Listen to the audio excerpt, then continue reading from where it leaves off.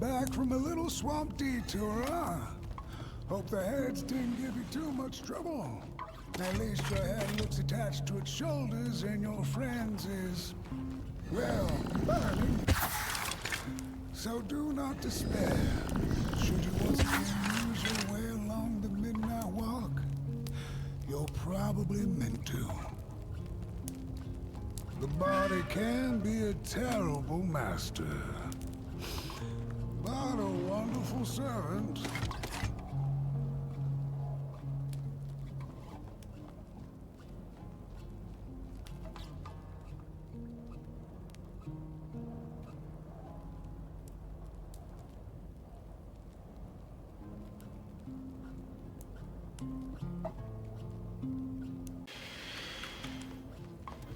Evet, az önceki yere sesimi kaydetmemiş. O yüzden şimdi buradan devam edeceğiz.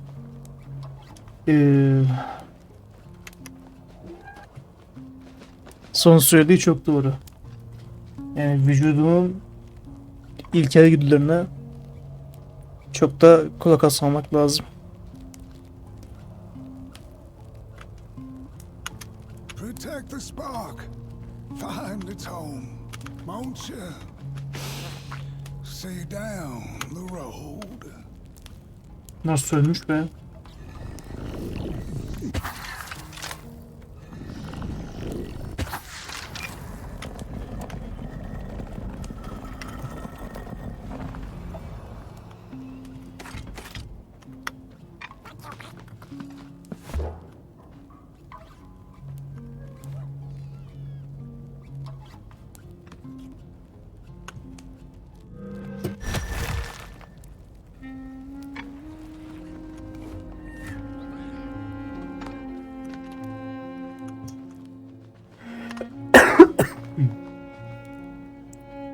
Ters burası.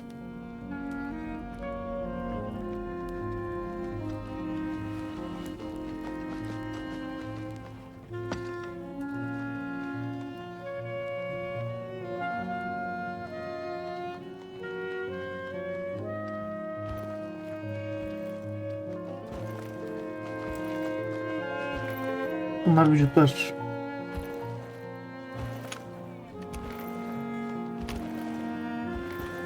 Geri mi dönüyorsunuz?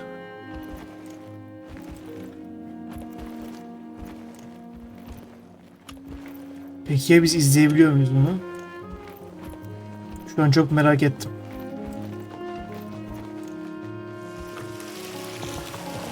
O ne lan?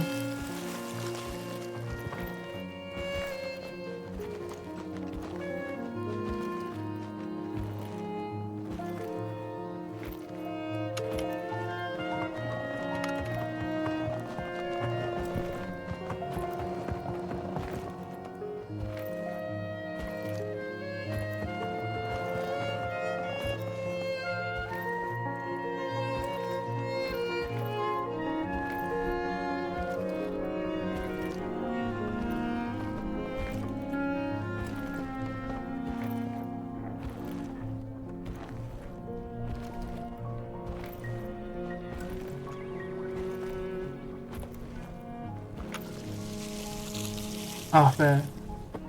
Buraya gelip yok oluyorsunuz oğlum. Keşke devamlı yapsalarmış.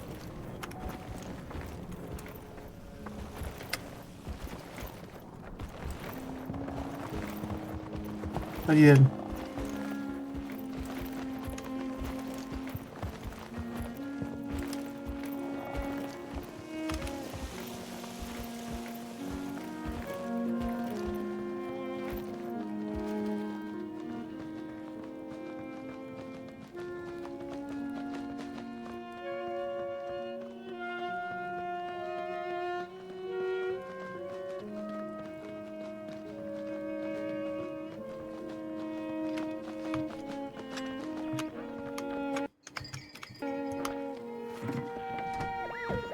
We Volgrims have a special relationship with fire.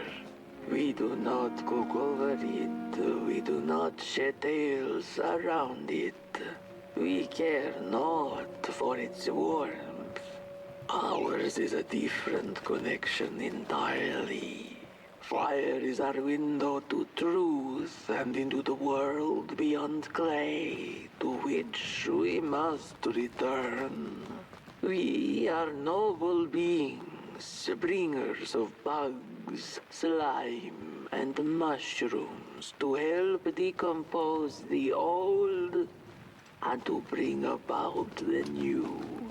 We are the caretakers of this world, and woe be to those who seek to end us, for they... İnan ne cutscene girdi bilmiyordum onu ben.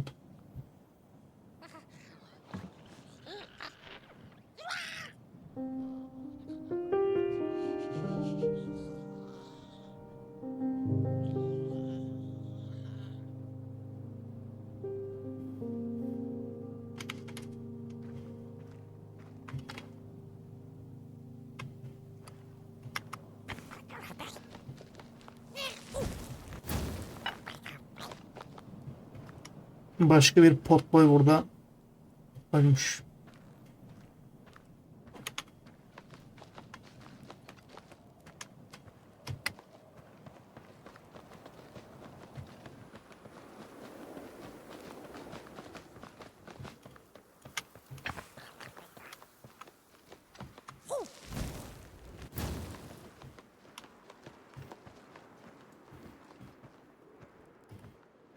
Şimdi yüksek ihtimalle yükleme ekranı girecek. Ya ne olurdu oraya cutscene koymasanız da ben dinleseydim ama.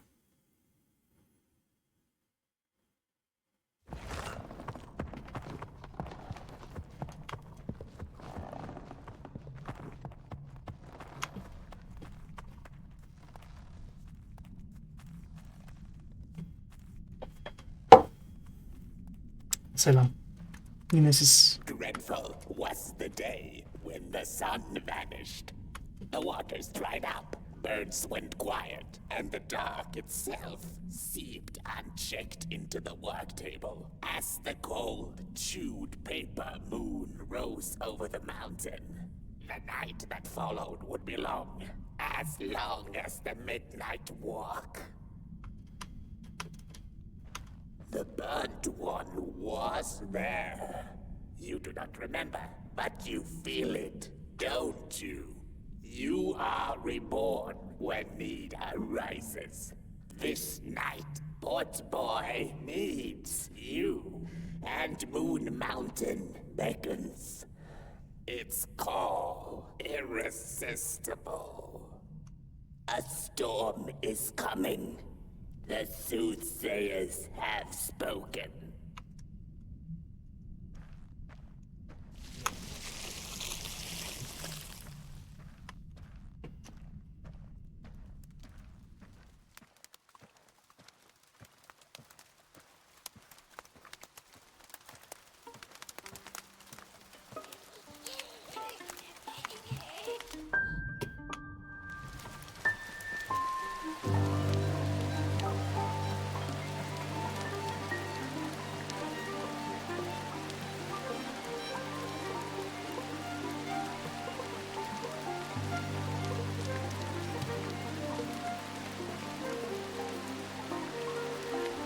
Sen niye böylesin ya?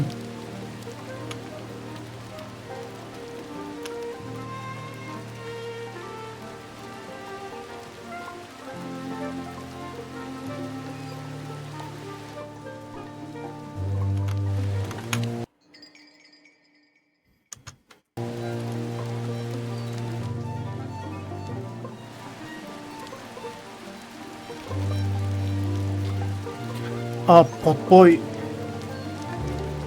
ateşten olduğu için kaçması lazım yağmurdan. Yanıyor çünkü adam.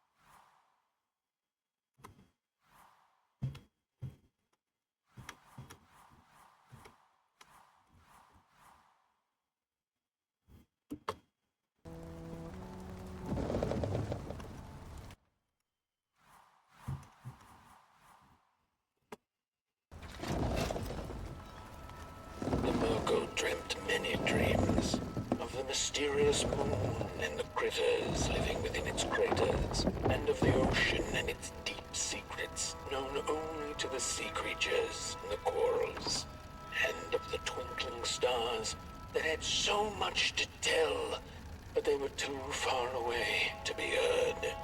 All of it intertwined in a colorful tapestry.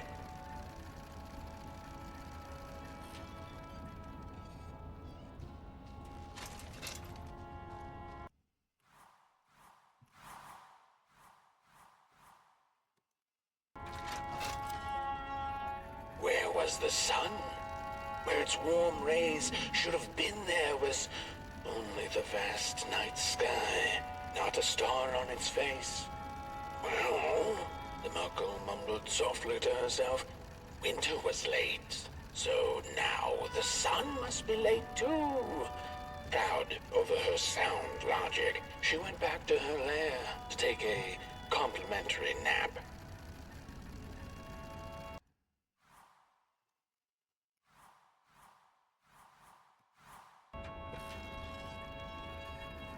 The Merkle had taken a nap that had lasted 2 decades. Now that counts as oversleeping even by Merkle standards. She had awoken anxiously.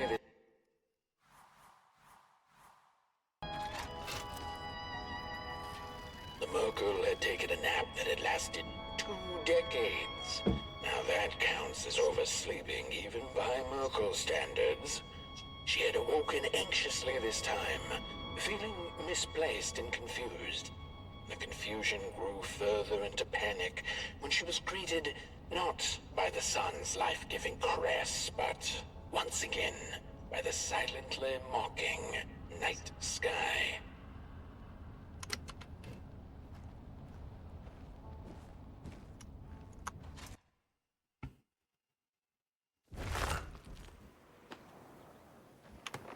Ne oldu? Bunu da görmüştük. Şey olarak. Ama hatırlamıyorum bunun ne olduğunu.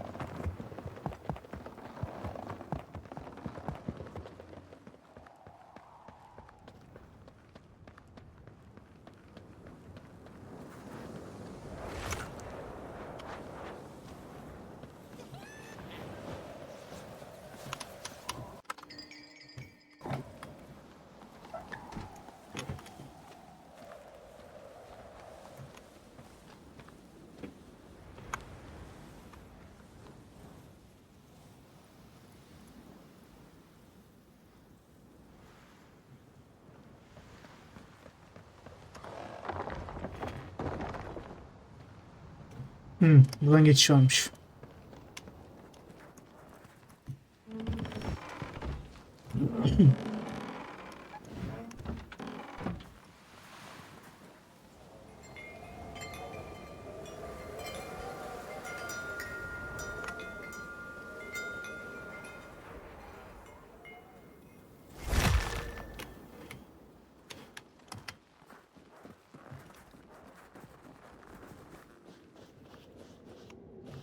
There once was a freezing cat who was looking for shelter when she came across a dark cave. "Step into my abode," offered the dark. "It will warm you if you surrender your wants."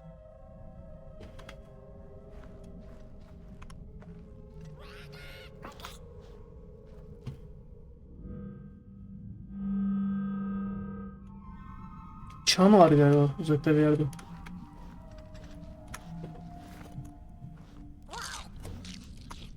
Bayağıdır beslemiyorduk seni ya, gel. Ya, kömür madeni mi? Kömür madenine gelmişiz. İyi oğlum. Envanter atabiliyor muyum?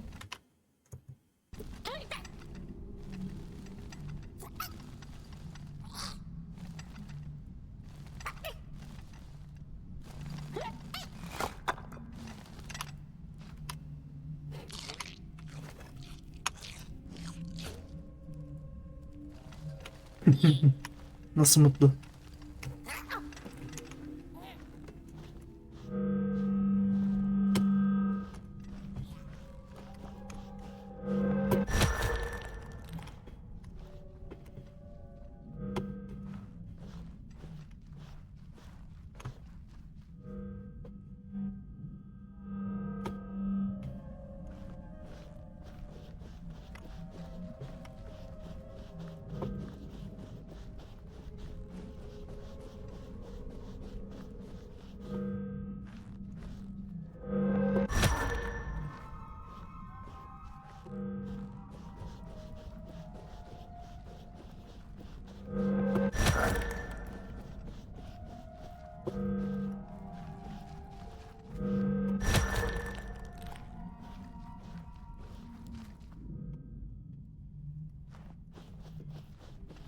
Ee?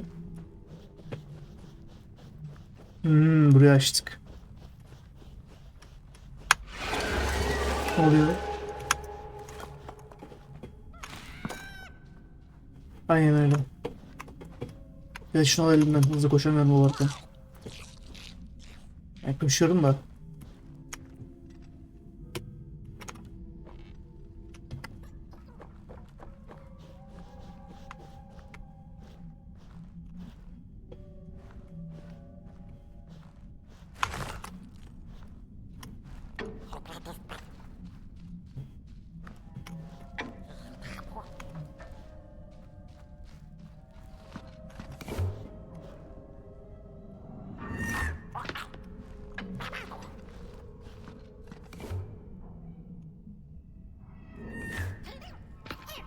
Nereden çıktın lan sen?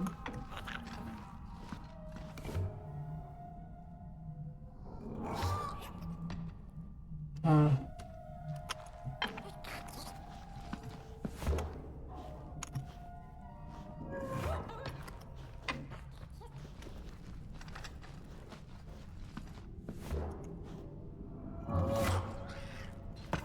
Çoğu insan solu seçeceği için sağa koymuş olabilir bence.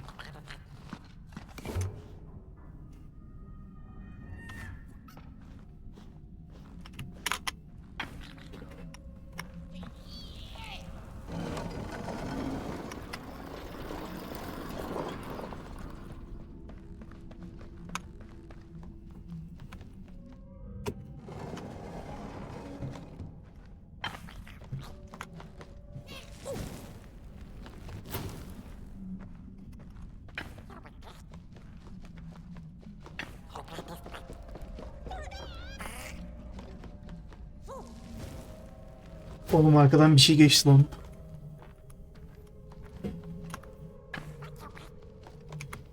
Saklanacak bir yerde görmedim.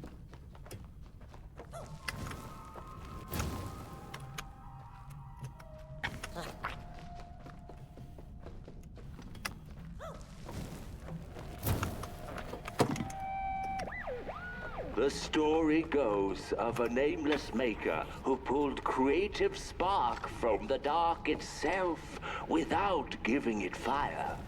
With his dark source, he managed to create swaths of land in no time.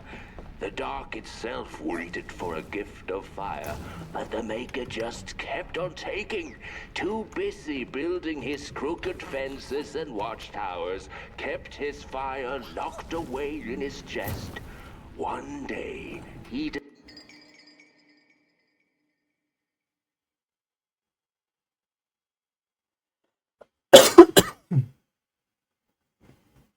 decided to create the first people to inhabit and appreciate his creation. Bir şey olacak. It was then that the dark corrupted the maker's clay, guided his greedy hands into creating not people, but the first of the fire-eating crawlers.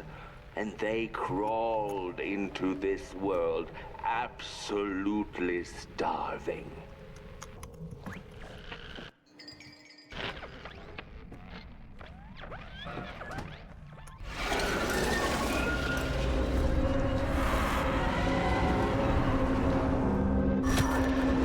Lan.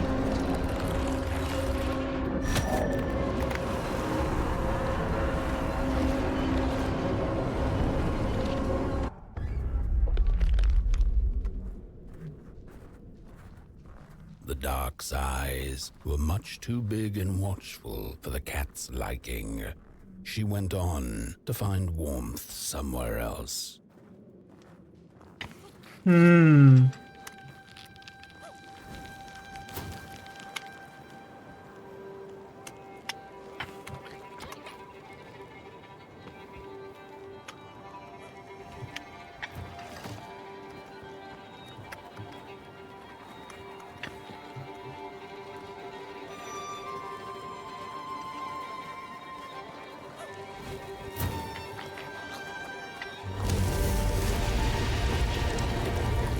Ne?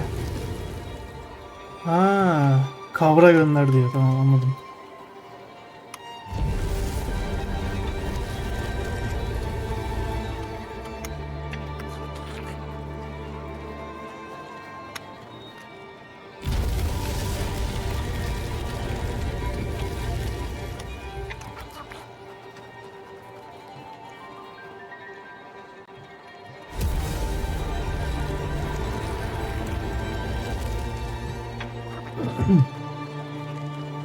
Aklıma Frostpunk geldi.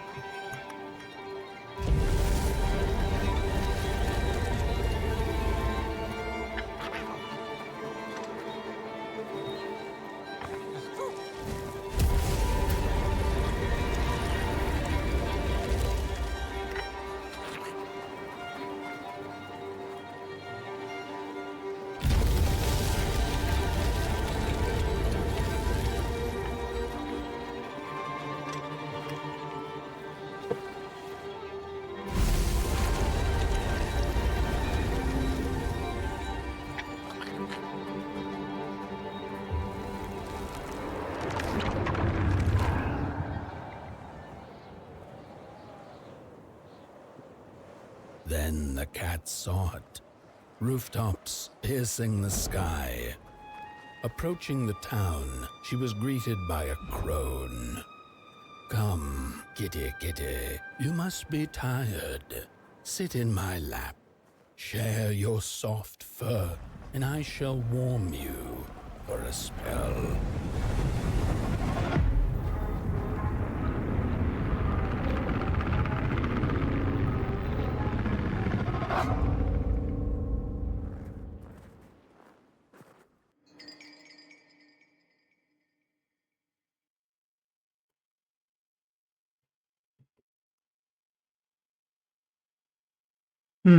Şey. Bir önceki bölüm heykelini bulduğumuz adam.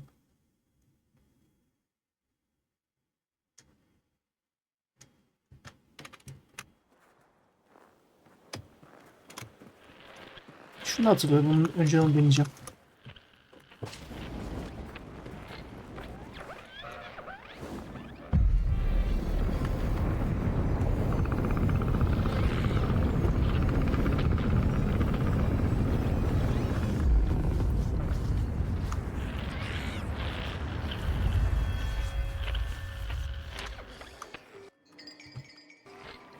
Nerede karanlık olsun atacağız demek gibi. Bir öncekinde böyle olmuştu ya.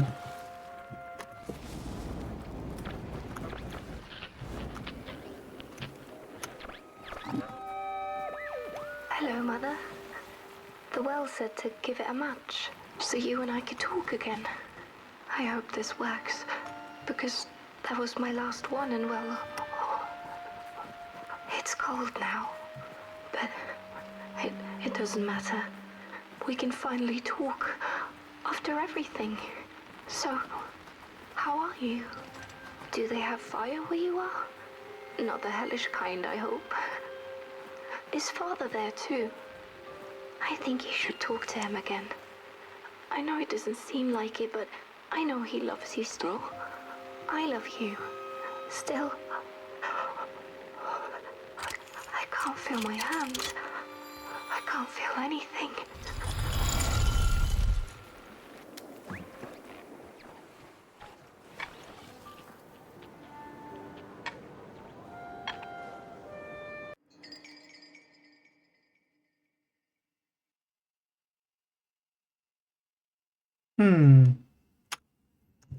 Okey.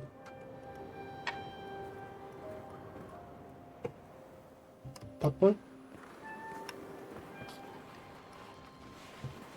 Neyse ben de yakarım onu.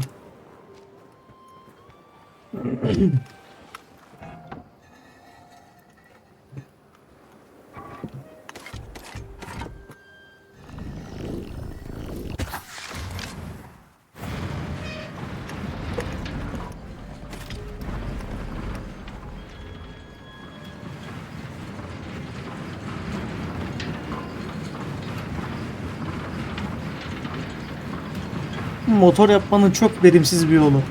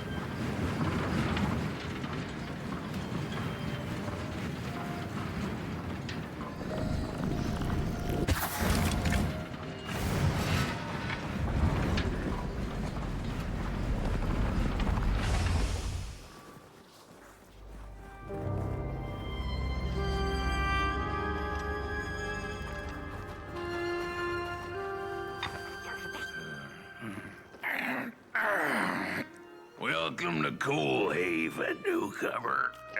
Good to see a flame in these parts again. I'll be your guide tonight. This furnace here used to run on coal and fire, don't you know? But a thief stole all our matches, wasted them in greed, you see. Now the ghost has come to smite the wicked and punish the thief who killed us. Well, I guess that's it. That's a tour on the house. There's a bone right there in the snow. There ain't no place for a bone.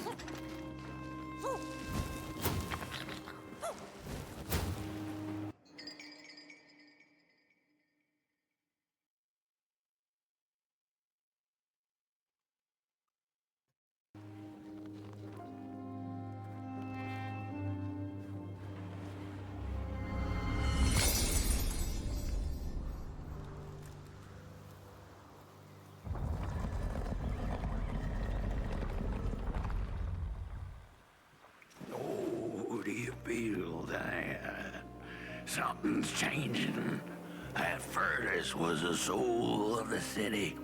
We used to worship it, us coal miners did.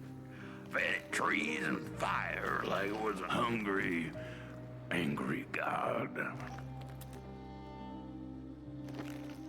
This broken body's going nowhere, but yours is. Walk the streets. Listen, just don't believe everything the half-dead say. Gerçekten Frostpunk gibi. Jeneratör Cat var. didn't like the crone's crude pettings. Her hands tugged at her fur. Now, rest still, the crone said, as she pulled out a crooked knife. The cat was quick and escaped just in time.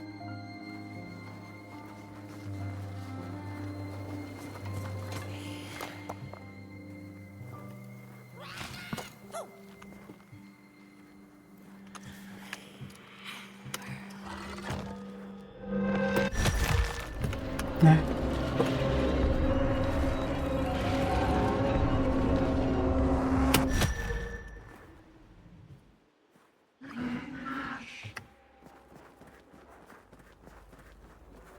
Yakalım abi.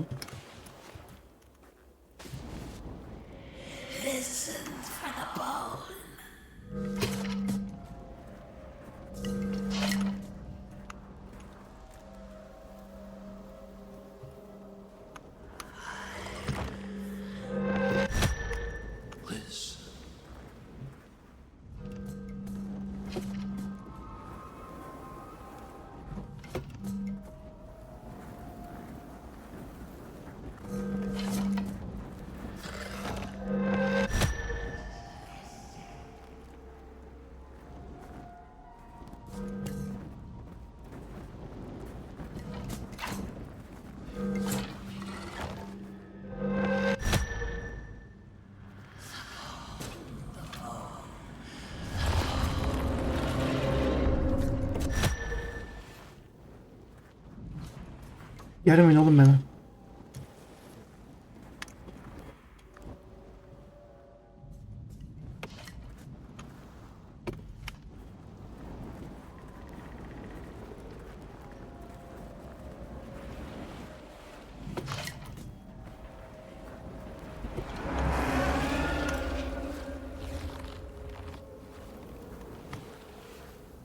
İyi.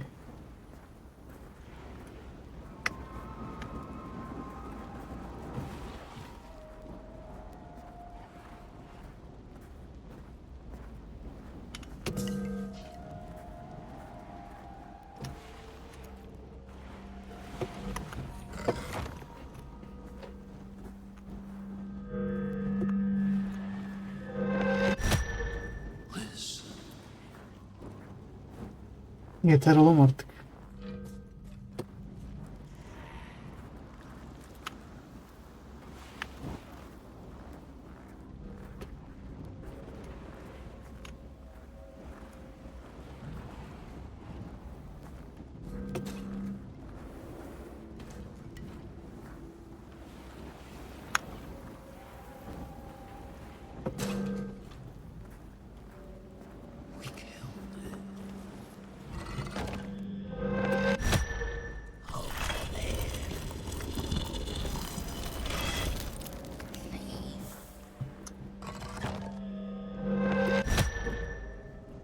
Ne?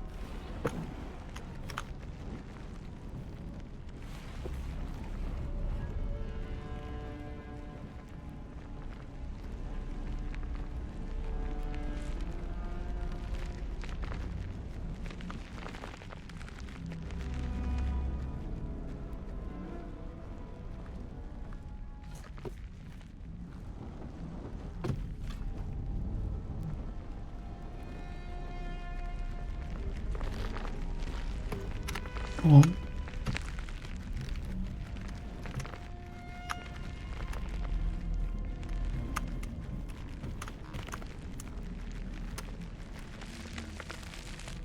Ay bicim, ateş yiyen yaratıklardan mı var ya?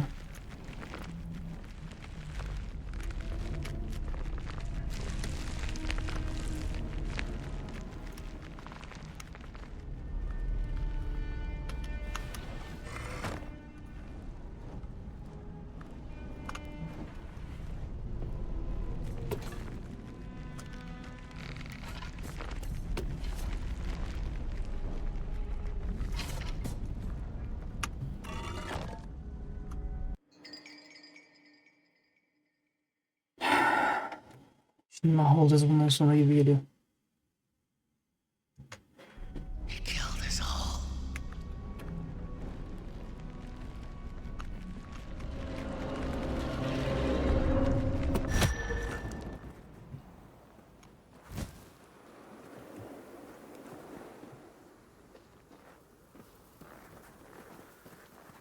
İyi.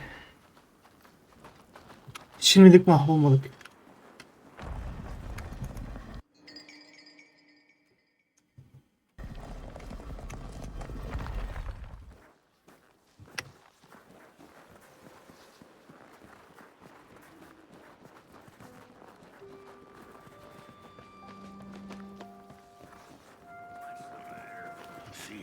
ghost.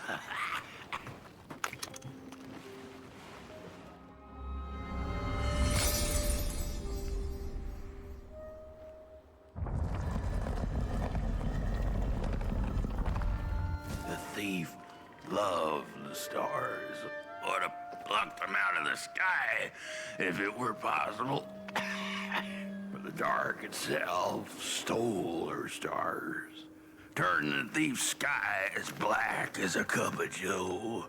And so the thief began to steal matches and lit them, hundreds of them, like little stars of her own.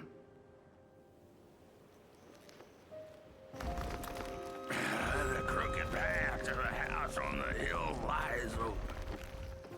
You hear the scream. Bu bölümü de burada bitirelim.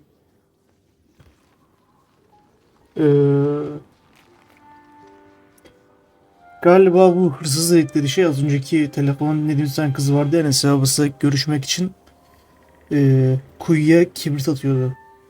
Ondan o galiba o hırsız diye anladım ben. Evet, bir sonraki bölümde görüşmek üzere.